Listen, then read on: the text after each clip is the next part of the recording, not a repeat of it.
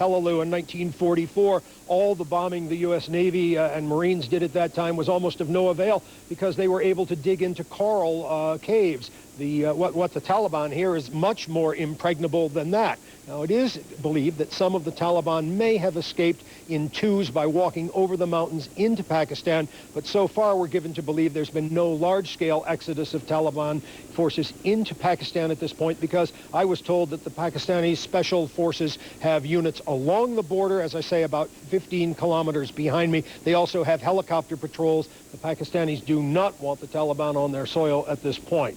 Juanita? All right, Walter Rogers reporting to us from the region of Tora Bora. Thank you for that. U.S. officials admit there's a possibility those bin Laden voice transmissions were a recording or originated elsewhere. A former U.S. general says he's convinced the voice is bin Laden's. I think it is possible. After all, he's made a number of tapes over the years.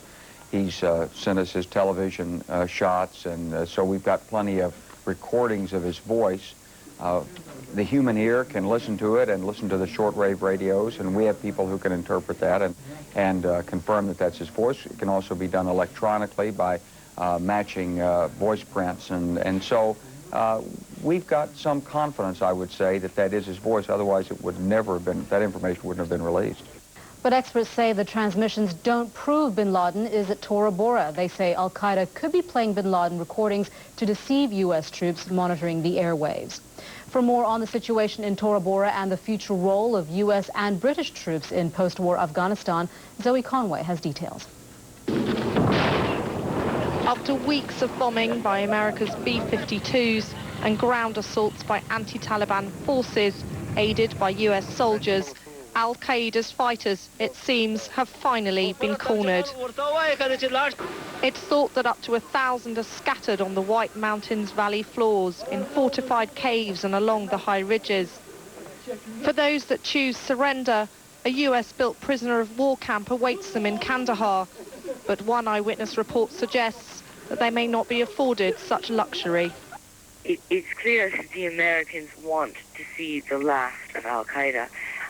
They're bombing these areas between the two valleys and trying to flush them out as quickly as possible. So if that's any indication, no, they certainly don't want them alive. I think surrender is less an option. There's still confusion over the whereabouts of Osama bin Laden. Some anti-Taliban commanders fear he's fled into surrounding forests or over the border to Pakistan. At the EU summit in Belgium, the shape of an Afghan stabilisation force was high on the agenda, but many details, the Prime Minister admitted, have yet to be agreed. There are no difficulties at all, but there are issues that need to be resolved. I mean, it's very clear we need in this situation to have a unified and strong international coalition. We need the mandate of the United Nations. We need the agreement of people locally in Afghanistan. Now, we will achieve all those things, but there are details that need to be bolted down.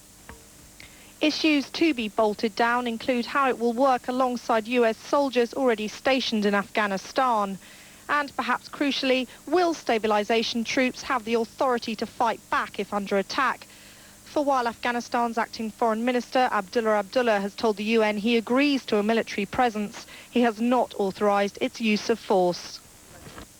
That was Zoe Conway reporting.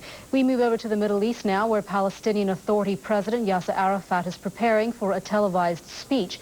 He's expected to call for an end